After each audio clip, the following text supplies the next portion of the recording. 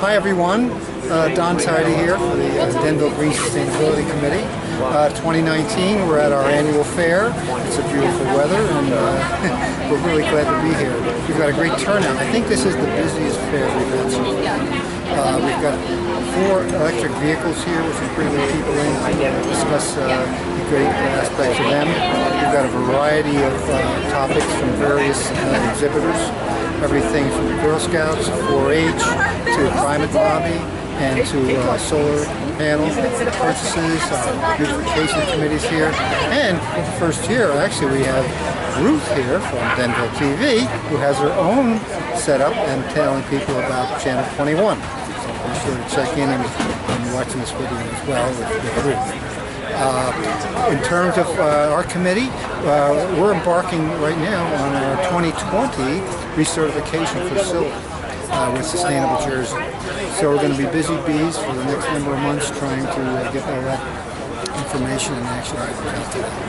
But thanks. If you haven't stopped by, get us next time. Keep a lookout for the Green Team Green Fairs. Thank you. Thank you so much, Don Tardy. Okay. Well, we're at the Green Fair at the Farmers Market today. It's a beautiful day in Denville, and we have many booths here that the Green Sustainability Committee put together. We have the Beautification Committee, POW, the Girl Scouts over here with promoting reusable bags. So it's a great annual event, and everybody can come. Also today we have the Historical Society is having their garage sale, and make sure you come down to the Farmers Market. It's open almost year-round, except in the winter time when it's up when the weather's on the warmer days. So it's a great day in Denver. Oh, thank you so much, Mayor Tom Andes. Okay. Thank you. I'm filming Jim and Gina Roca, and you've come to the Green Day with your totally electric 2 cars. Actually, this one's the total electric. 2019 Hyundai Kona EV.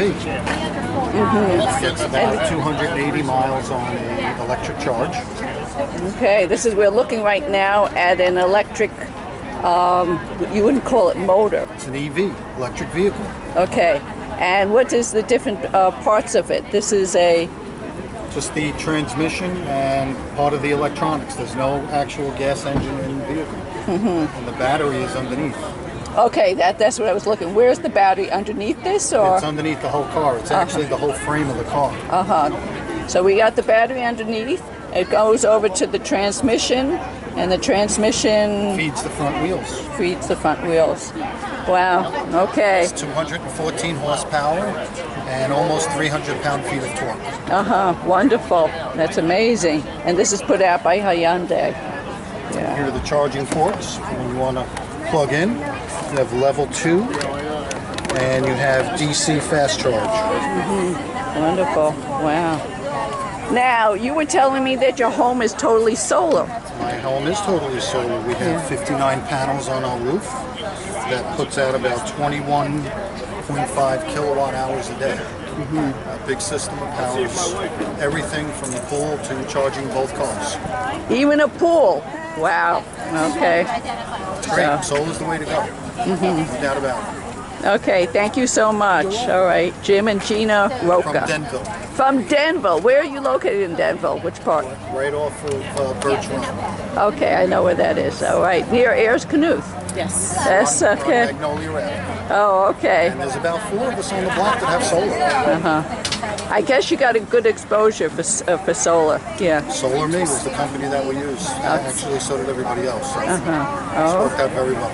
Thank you so much, Jim and Gina. Okay.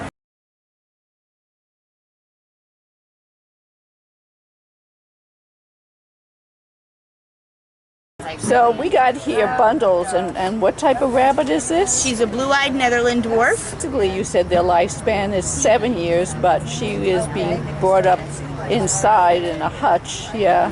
And she actually doesn't live in a hutch. The hutches are for outside rabbits. She has a dog crate that she can go in and out of at will with a litter box. And she's almost 10 years old. So soft. She's very sweet. She goes to nursing homes and she lets the old people, she just sits on their lap and they like to pet her. It's a very nice experience for them and for her because she loves to just be pet all the time. So I'm speaking to Valerie of the 4-H. Morris County 4-H. And do you know that 4-H, I believe, are you aware of it, had helped out with the beautification? That was actually my club. That was my community service club, mine and Britt Wagner and Megan Benke. We run the Be the Change 4-H club, and we were over there helping plant the plants for the beautification. Yeah, thank you so much. The kids loved it. We loved it. It's always fun to get them something outside.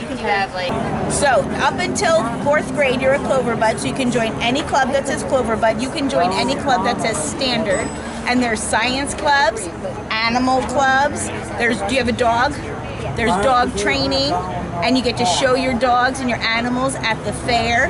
There's no uniforms, so you just pick a club you like, call the office, and they'll get you in touch with the leader and come and see if you like it. And if that club wasn't what you like, you try another club. There's photography.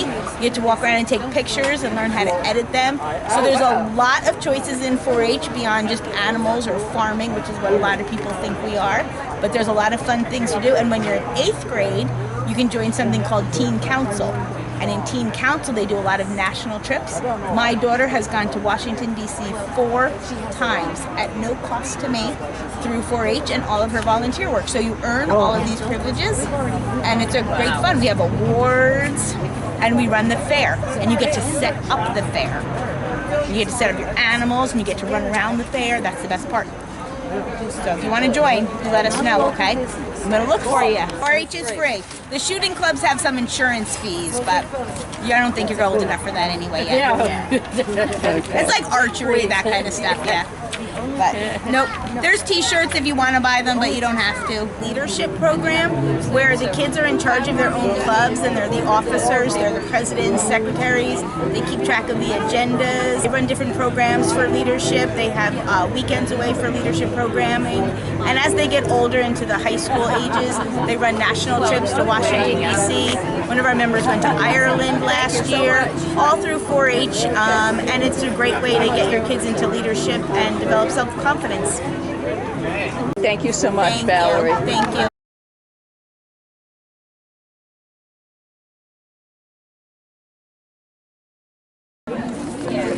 Okay, so here's our pamphlet that besides giving information on the club, it's also a nice guide to your backyard butterflies. It's fantastic. It's amazing.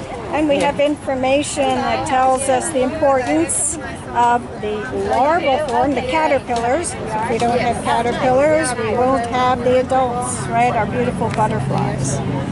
So we have our native species are what we like to have you plant. They're the important ones because they co-evolve together. So why we are right next to the Native Plant Society as well. This is the actual milkweed, but this is not the one that usually grows is the Not the common. This is a nice garden plant called the butterfly weed. But there are indeed. So that picture way over there is the common. Right. Let's see if we can go there. So these are the ones that are That's the common milkweed for most people. which You most never people know. associate with. Yeah, you never know, and each yard's a little Because different. But caterpillars are very picky Right. for food. We also have, right, the caterpillar food. Which is the host plant. That exactly, that's the term, as well as these others. And we are a member of the national, of course. Oh, okay. I didn't realize that New Jersey Butterfly Club is a chapter of the North American Butterfly Association. And you meet on the first Tuesday at the Morris Frelinghuysen Arboretum. which is just opposite the Morris County Library. Correct. And meets at 7:30. In the summer, we don't meet in July and August because we are doing butterfly counts. Oh, okay. So, all right. And who am I speaking to? This is Lee Gateskill.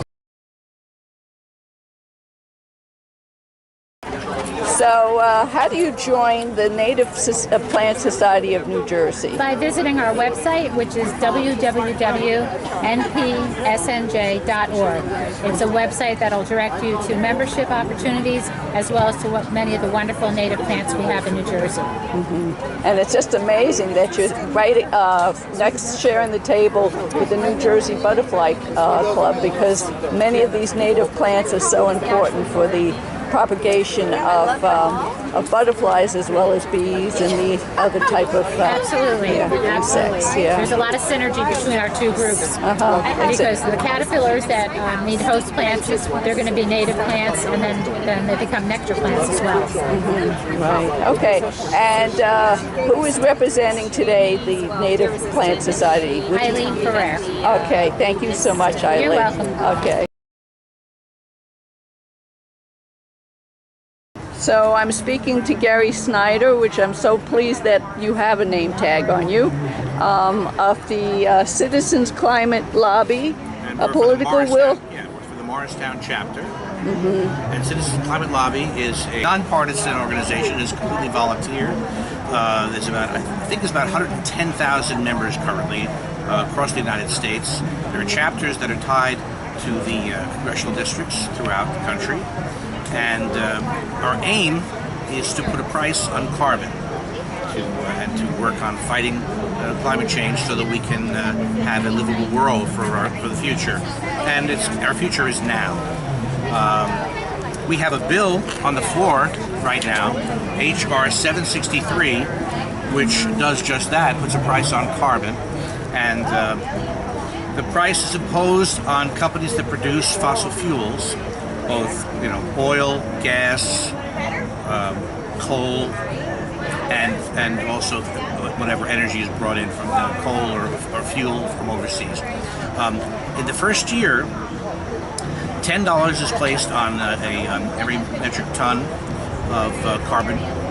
Getting into the weeds here for you. Let's pull back a bit, because the person watching your television program is probably more interested in the fact that we're trying to do something about our climate. We are, and we're in a position right now where we're losing time. We have to fight. We have to make changes. And what this bill does is it uses economic forces to achieve the aims of saving our environment. The money that is collected from these companies, the fee that is imposed, is distributed. About 98% of it goes back to the general public throughout the country. Any additional fees that you're going to be charged because these companies are having to pay more for the fuel, you're going to get more money than you need to pay the increases. But we have a very strong community in Morristown, well, actually in New Jersey in general, but our chapter is based in Morristown. And we're very happy to be here in Denville today, talking to people about this climate lobby and about what we're trying to do to save our planet. Okay, I really do see the urgency. We could see with the warming of the oceans and the horrific hurricanes that are being fueled by these warm oceans, that really this is an urgency to really reduce the carbons. Now, how can one join and how can one volunteer or, Well, the easiest thing to do is to go online to citizensclimatелobby.com, and you will be able to join on a community. Community is the portion of the, you'll find that when you go to citizensclimatелobby.com. And you'll be able to find all kinds of information about the organization. When you join, because of where you live, we will be contacted and be given your information. We will then call you and invite you to one of our meetings. But in the interim, you can learn a great deal about what we are doing right on the website. And what is that website again? If you want to learn more about it, go to citizensclimatелobby.org and become a member for free. And when you enter in where you're from, we will be contacted about you, and we will contact you to invite you to one of our meetings. Okay, thank you so much, Gary Snyder. You're okay. very welcome. Here's our chance for a little publicity. Okay. Well, my name is Jim Florence. I'm president of POW. And POW stands for Protect Our Wetlands, Water, and Woods. This is Dave Callis. Jeff Millington, John Randall. I didn't get a t-shirt. Dave Binder, Jim Florence. And we've been active in for 32 years as an environmental organization. We're based in Denville, and we have preserved, counting parts that are actually over in the Rockaway and Boonton Township, we are about 635 acres protected land, and we have about 15 miles of hiking trails, and we offer all kinds of activities. You can see some of them here, and all year round. We've got a work party with the Morris County Park Commission, who we work very closely with. We have our annual meeting at the Cedar Lake Clubhouse November 2nd. So there's a lot of stuff going on. We just had a mushroom hike, Wonders of the Woods, and we had close to 50 people. Hawk Watch, Moth Night, we had close to 50 people at each one of those things. So we've been very successful. And Dave has been a big part of that, increasing our social presence on social media. This is Dave here. Connections with all kinds of people that we haven't had before.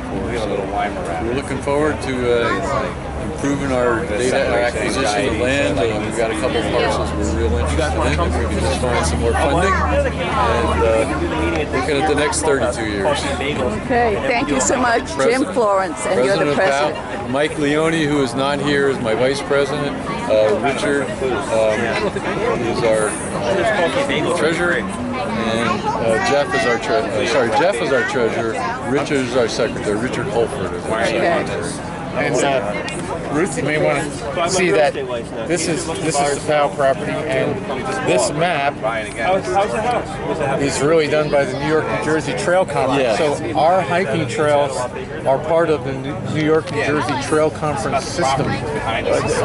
We are now included in their map. So there's wonderful hiking through Jonathan's Woods, and those are some of the organized hikes that Jim was talking about. Thank you so much, Jim Florence, the president of POW, and Jeff Millington, the treasurer. Mike Leone and Nora do a hike in May every year.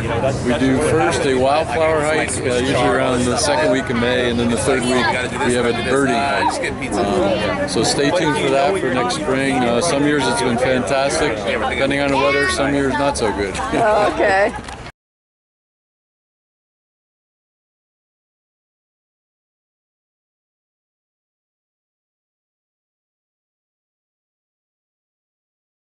All right, this is the 10th anniversary of Pathways to History. For 10 years, it's a loosely formed group of private nonprofits that have opened their doors and put together a tour. This is the brochure. There's an exhibit down at Morris County Library, and there are more brochures if you would like to pick them up. It starts this coming weekend. There's a map included. It's self-guided. You can go to all the tours. There are 23 participants this year. It varies from year to year. And you can spend as much time as you want. You can do it in whatever order you want to do it. The Ayers-Kuth Farm Foundation will be open. We have done extensive renovations. We just completed refinishing some ground level floors, which we're proud to show. We're going to have some photographs out of before and after. A lot of the other sites will also have before and after photographs, and maybe photographs of their past 10 years and what's gone on in 10 years. We have not participated every year. You can follow the Ayers-Kuth Farm Foundation on Facebook. We also have a website that will direct you to the Facebook page and our Instagram page and whatnot. We've been very busy doing restorations on the farmhouse. Thank you so much, Susan Smith of Ayers-Kuth Farm Foundation. Facebook is Ayers-Kuth Farm Foundation. The website is ayersknuth.org. Ayersknuth.org. All right. A new logo and a new website. All right. Thank you so much. We are at the market, and it's a green day. I wore my green in honor of enjoying all the volunteers that give back so much, not only to each other, but to our environment. We're blessed to have such a great place here in our lovely Denville.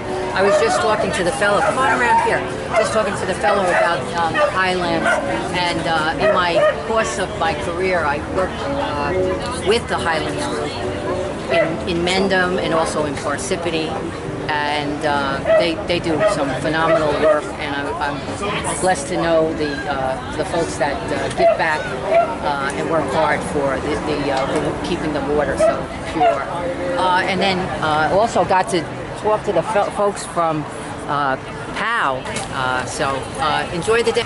If you're here, you can't help but enjoy it. There's great people, great food, and great information for keeping Denville so beautiful and the surrounding communities that make up Morris County. Thank you so much. And thanks for what you do behind the camera. Behind the camera. I'll have to turn the camera on me. You got to remember, there's always somebody working behind the camera. Well, you do a lot better in front of the camera than I would, but thank you so much, Ellen Sandman. Okay. That's Jim driving off in his totally I forgot, these things don't make any noise, so you don't know they're coming. Suddenly electric?